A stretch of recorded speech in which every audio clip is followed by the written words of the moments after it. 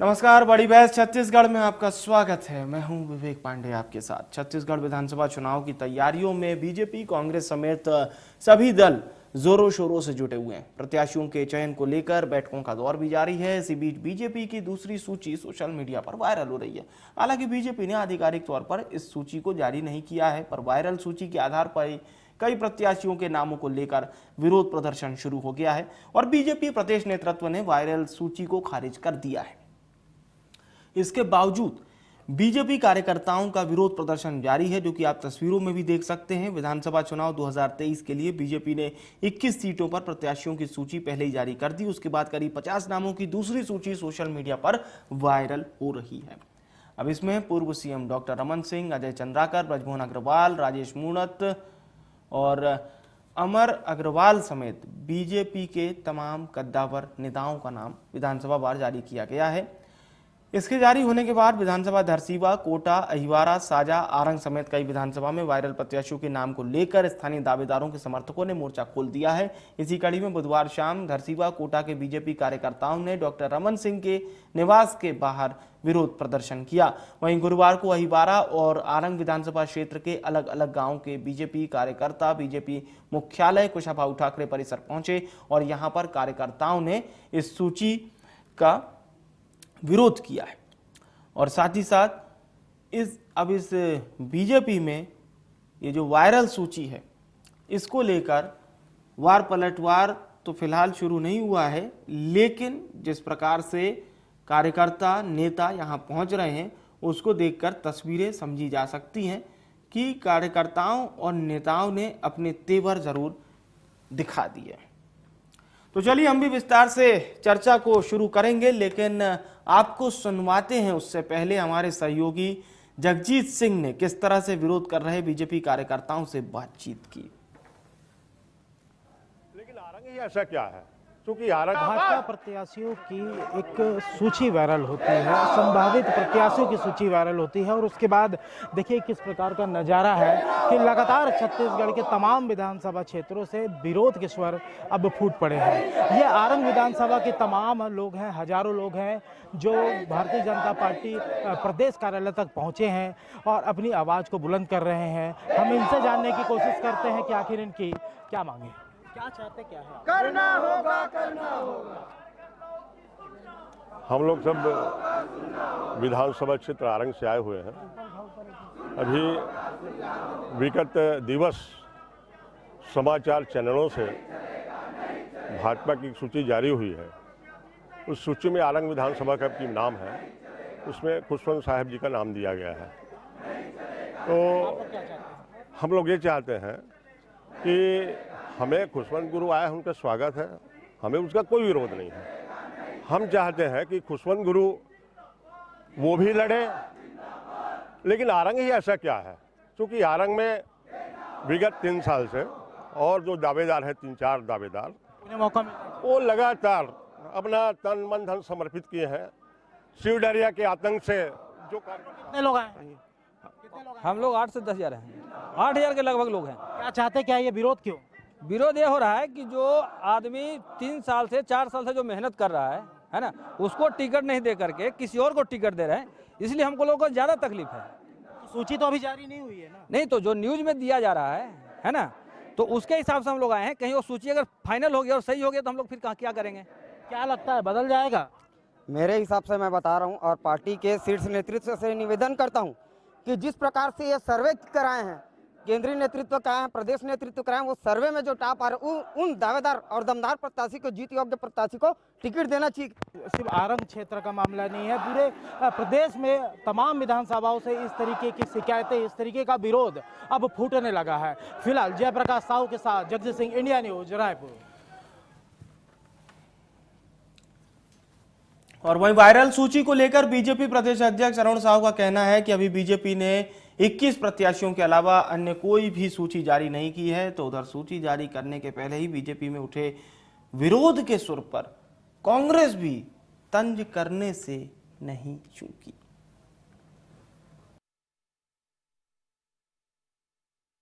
Bharatiya Janata party के प्रत्याशियों की ये जो सूची मीडिया में जारी हुई है, आपने जैसे बताया, भारतीय जनता पार्टी ने अभी अधिकृत कोई सूची जारी नहीं की है। हमारी जो पहली 21 प्रत्याशियों की सूची जारी हुई है, उसके अलावा अभी पार्टी की ओर से कोई अधिकृत प्रत्याशियों की सूची जारी नहीं हुई है। मैंने अभी कहा कि जब तक पार्टी के अधिकृत प्रत्याशियों की सूची जारी नहीं हुई है, तो यदि कहीं पर कोई विषय है तो उसको बातचीत करेंगे।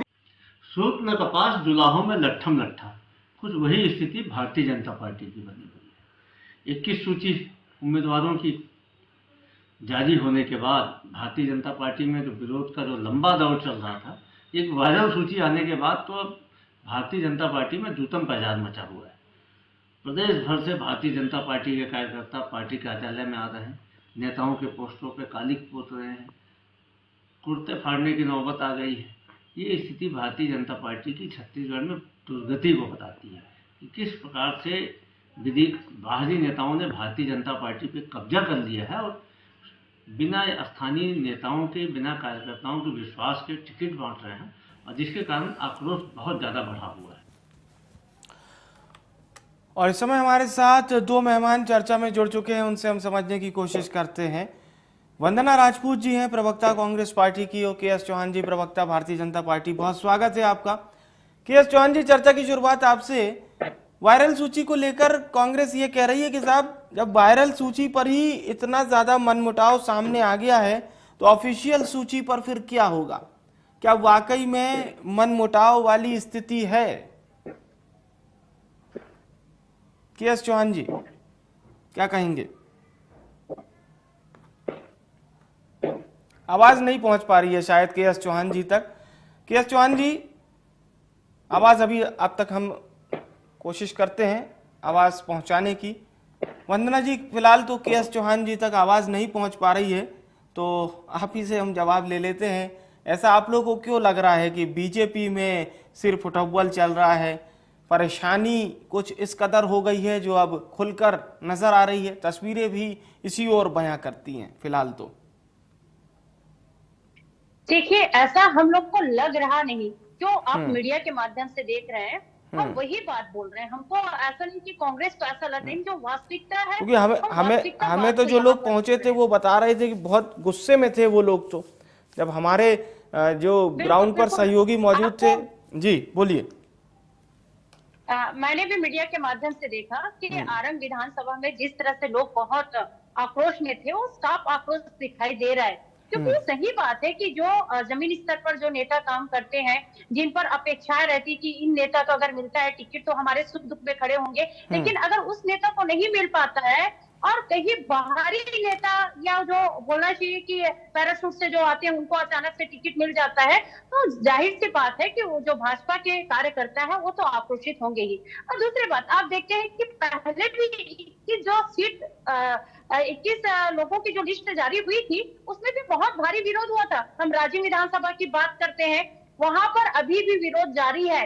उन लोग जो प्रत्याशी जो चयन किए हैं, उनको उन लोग बोल रहे हैं कि हम इस प्रत्याशी का साथ नहीं देंगे। जो अंदर का जो हलचल है वो साफ दिखाई दे रहा है। भारतीय जनता पार्टी बोलते हैं बहुत अनुशासन वाली पार्टी है, क्या उनका अनुशासन यही सिखाता है? दूसरी बात, आप देखते हैं कि अमित शाह जी आते हैं, रात में आते हैं और रात में आकर के कुछ गुरु मंत्र बोल करके सुबह चले जाते हैं। और अमित शाह जी जब आते हैं तो स्थानीय नेता जो है या वरिष्ठ नेताओं को शामिल नहीं किया जाता, गिने चुने 2-3 चेहरा ही शामिल होते हैं। ये तो बहुत बड़ी बात है। और दूसरी बात है कि भारतीय जनता पार्टी है, अधिनायकवाद पार्टी है, दिल्ली में बैठ करके सिर्फ 2 लोग नाम तय करते हैं, स्थानीय नेताओं को शामिल नहीं किया जाता है, तो स्थिति तो यही होगी।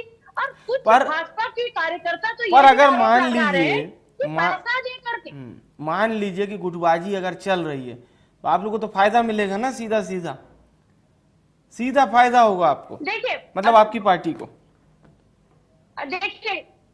देखिए, फायदा की बात यहाँ पर नहीं है, क्योंकि हमने काम किया है। चाहे भाजपा से किसी को भी टिकट दे दे, कांग्रेस पार्टी को यहाँ पर कोई फर्क नहीं पड़ेगा। हमने पिछले 5 साल में किसानों के लिए काम किया, जवानों के लिए आपने क्लियर कर दिया, काम किया, विद्यार्थियों के लिए काम किया, ये क्लियर कर दिया, ये अच्छी बात है। के.एस. चौहान जी हमारे साथ जुड़ चुके हैं। के.एस. चौहान जी, पहले जवाब तो यही दीजिए, ये जो इतने नेता और कार्यकर्ता पहुंच रहे हैं, वो हमारे पास भी विजुअल है, हम जनता को भी दिखा रहे हैं, हमारे जो सहयोगी हैं उन्होंने बातचीत जब की तो बहुत कुछ गुस्से में थे कार्यकर्ता नेता। वायरल सूची को लेकर कांग्रेस भी चुटकी ले रही है। बहरहाल क्या कहेंगे आप? भारतीय जनता पार्टी की क्या गलती है? भारतीय जनता पार्टी के संगठन की क्या गलती है? वायरल सूची तो कोई भी करवा सकता है। नहीं, लेकिन इस वायरल सूची पर इतने कार्यकर्ता पहुंच गए ना आपके प्रदेश कार्यालय और नाराज हैं वो। देखिए ना, बैनर पोस्टर लगा के नारेबाजी करते करते जा रहे हैं। हाँ हाँ हाँ, बिल्कुल बिल्कुल पांडे जी। सबसे मेन बात यह है कि सभी विधानसभा के नहीं पहुंचे हैं। दूसरी बात यह है कि अगर किसी विधानसभा के पहुंचे भी हैं और सभी विधानसभा के, अच्छा 4 या 5 की तो हमारे पास जानकारी आ रही है, 4 या 5 विधानसभा की। मैं बोलता हूँ 90 के 90 विधानसभा से पहुंचे। और बोलिए, ठीक है, 90 के 90 विधानसभा से पहुंचे। क्यों? और सबको, जब तक अधिकृत सूची जारी नहीं हुई है तब तक सबको हक है कि अपनी बातें रखने का, अपनी डिमांड रखने का। और किस दल में नहीं होता है? आप सिर्फ इससे अंदाजा लगाइए, सिर्फ इससे, इस चीज से कि हमारी 21 से 22 सीटें जो अधिकृत हो चुकी हैं और घोषणा हो चुकी है, उसमें से कितने लोग आ गए और कितने लोग आक्रोशित हैं और कितने लोग आक्रोशित हैं, इस चीज से आप वो लगाइए। एक वायरल सूची से आप बोलते हैं कि लोग आ गए, मैं मानता हूं। उस दिन क्यों नहीं आए जिस दिन ये पता नहीं था कि ये अधिकृत नहीं है, ये सच्ची मान रहे थे सब लोग? उस दिन क्यों नहीं आए? और उस दिन जब लोगों को पता चला कि ये वायरल सूची है, मान लीजिए, तो सब लोग अपनी अपनी बात रखने के लिए आएंगे। भैया अगर कल को कुछ हो भी तो हम अपनी बात रख सकें। और किसको हक नहीं है? बिल्कुल हक है। जब तक मिट्टी है तब तक सबको हक है। लेकिन जब मिट्टी मूर्ति बन जाती है तो भारतीय जनता पार्टी का हर कार्यकर्ता, हर पदाधिकारी, कांग्रेस कह रही है ऑल इज वेल नहीं है। अभी वायरल सूची पर ही कार्यकर्ता इतना लड़ रहे हैं, ऑफिशियल सूची पर क्या होगा? अरे विवेक जी सुनिए तो सही, कांग्रेस तो कुछ भी बोलेगी, है कि नहीं? तो मौका तो मिल गया ना, लेकिन एक तरह से कैसे मौका मिलेगा? अरे कांग्रेस पहले अपनी जगह देके, कांग्रेस बोलती है कि हमारी लोकतांत्रिक प्रक्रिया है भाई, है कि हम तो विनिंग है, हमारी लोकतांत्रिक प्रक्रिया। इनकी क्या है? इनका सिस्टम बता रहा हूं आप।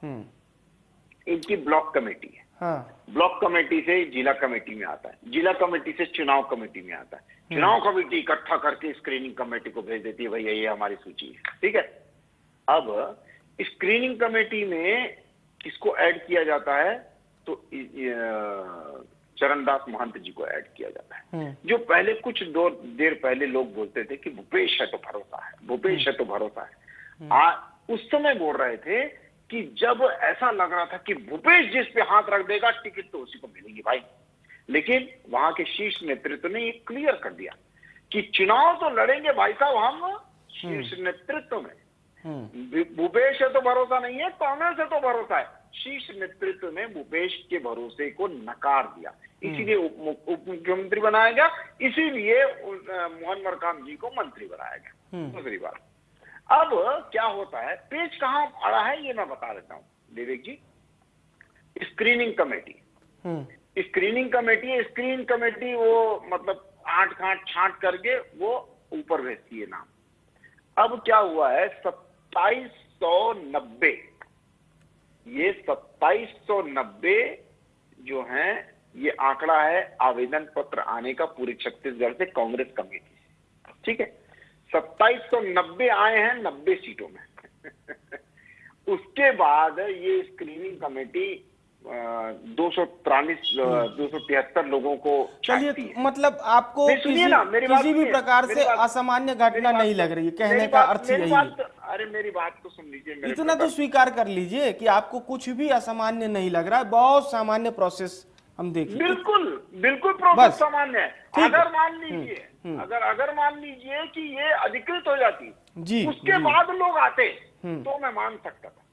अभी सबको हक है, क्यों नहीं आएंगे? वो तो लेकिन असली सूची मानकर आ गए, वो तो असली सूची मानकर आ गए, ये बात मान लीजिए। ना, असली सूची अगर माने रहते तो पहले ही आ जाते।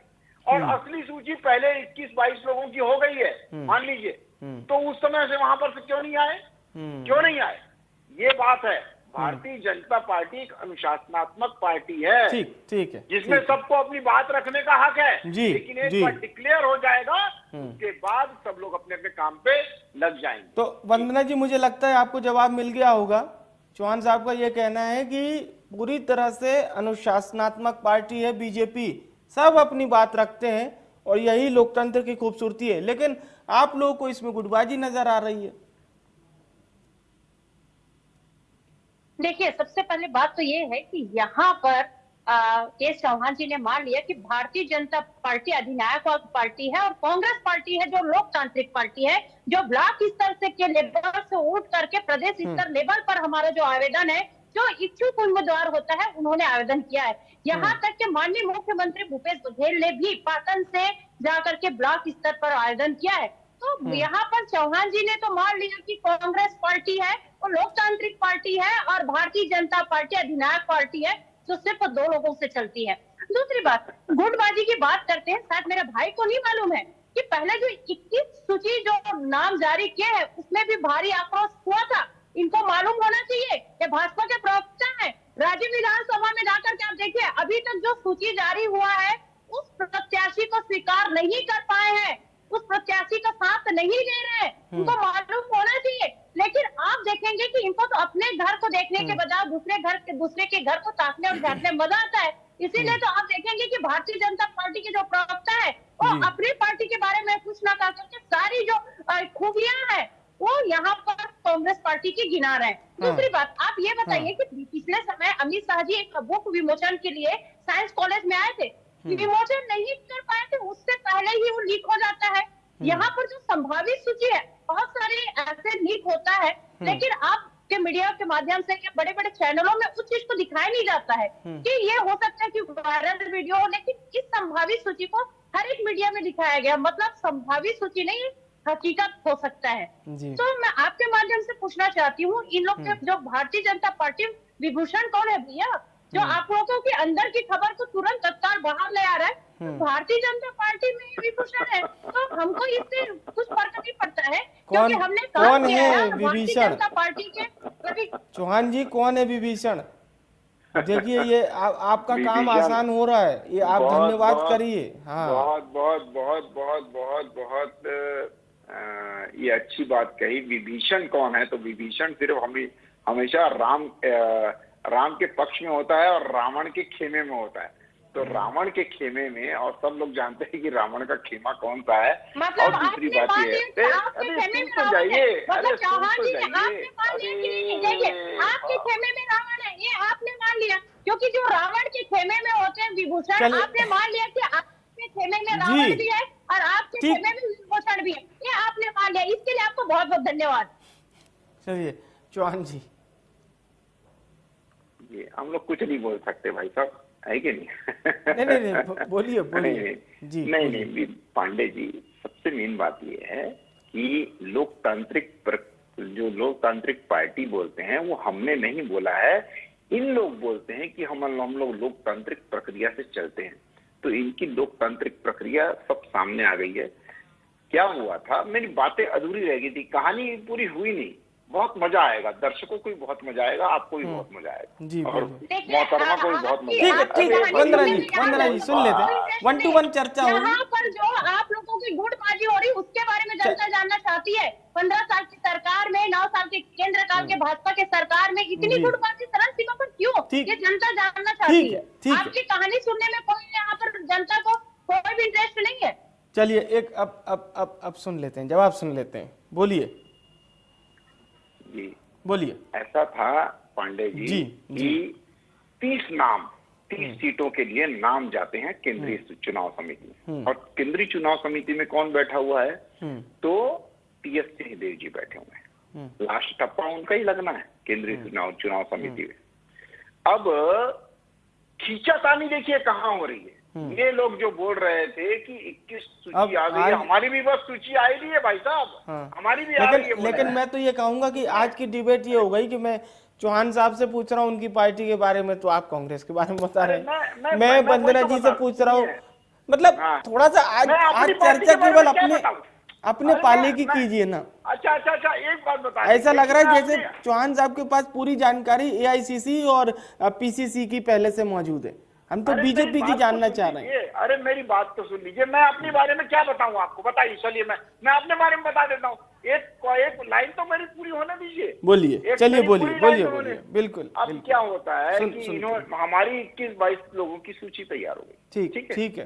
अब ये लोग बोलते हैं कि बस 6 तारीख को आ रही है भाई साहब हमारी, तो 6 का पहाड़ा बढ़ रहा है। ये 6, 12, 18, 24 अभी फर्स्ट वीक बोलते थे। वो क्यों रुकी हुई है? वो इसलिए रुकी हुई है कि ये टीएस सिंह और चरणदास मान जी यहाँ पर बैठे हुए हैं आऊंगा और वंदना जी आपके इन सभी में खींचातानी चल रही है। दूसरी बात, आप बोलते हैं कि हमारी सूची रेडी हो जाएगी और 21 जो हमारी सूची जो जारी हुई है उन पूरे 21 में पांडे जी पूरे इनके विधायक हैं, पूरे इनके विधायक हैं। उसके बाद क्या होता है, विधायक भी हैं, मंत्री भी हैं और मुख्यमंत्री जी भी हैं। एक फाइनल तो नहीं कर पाए आप, और बड़ी बड़ी बातें कर रहे हो, दूसरे के घर में झांक रहे हो। एक फाइनल तो करते, एक सीट। वो आपने बोला कि 30 सीटें तो हमारी जी, मतलब 30 सीटें तो फाइनल है, सिंगल नाम है।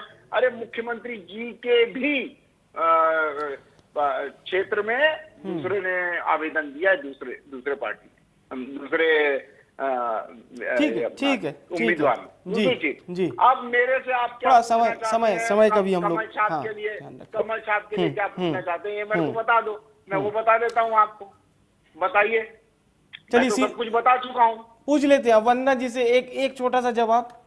वंदना जी प्लीज।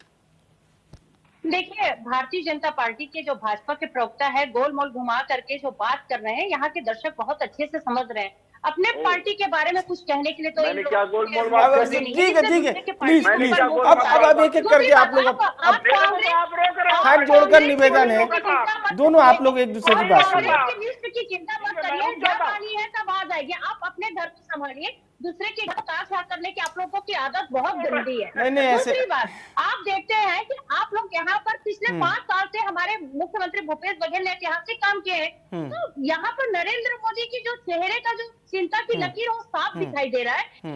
इसीलिए आज केंद्रीय नेतृत्व तो चलिए ठीक है, बात लगभग वहीं पर आके लौट रही है। भरोसा नहीं कर रही, कितनी बड़ी बात है। हाँ चौहान साहब, आप 30 सेकंड में अपनी बात रखिए। मैं सिर्फ इतना बोलना चाहता हूँ बोलिए। कि सभी को हक है अपनी अपनी बात रखने का। ठीक, बिल्कुल और सही बात। उसके बाद भारतीय जनता पार्टी ये अनुशासनात्मक पार्टी है कि उसके बाद जब अधिकृत हो जाएगा उसके बाद नहीं आएगा और सब लोग अपने अपने काम पे लग जाएंगे। सब उस विचारधारा को ऊपर करने में लग जाएंगे जिस विचारधारा के लिए वो काम। चलिए बहुत शुक्रिया वंदना जी आपका, के.एस. चौहान जी आपका, दोनों मेहमानों का बहुत धन्यवाद करूंगा मैं बड़ी बहस में शामिल होने के लिए। हमारी चर्चा हो रही थी भारतीय जनता पार्टी की वायरल सूची को लेकर और प्रदेश के जो राजनीतिक घटनाक्रम चल रहे हैं इसको लेकर। दोनों ही बातों को हमने समझने की कोशिश की, लेकिन अब आप थोड़ा सा अगर छत्तीसगढ़ की सियासत की एक नफ्स को अगर हम टटोलें, 2003, 2008, 2013 ये 3 पंचवर्षीय भारतीय जनता पार्टी की रहती है। रमन सिंह मुख्यमंत्री बनते हैं। 2018 में ऐतिहासिक बहुमत के साथ कांग्रेस सत्ता में वापसी करती है और वर्षों का सूखा खत्म करती है और भूपेश मॉडल छत्तीसगढ़ में एक अलग छाप छोड़ता है। कांग्रेस का तो लगभग यही कहना है। और अब सियासत कहां आ चुकी है, भूपेश वर्सेस नरेंद्र मोदी या फिर केंद्र वर्सेस राज्य, जो आपने 4 साल में देखा भी होगा। बहरहाल राज्य की सत्ता में जो लोग शीर्ष में थे उस समय, बिल्कुल टॉप पे थे, वो लोग क्या इस समय हाशिए पर हैं? ये सवाल बीजेपी से कौन पूछने की हिमाकत करेगा, ये एक बड़ा सवाल रहेगा। बड़ी बहस में इतना ही। मुझे आने विवेक को दीजिए इजाजत। नमस्कार।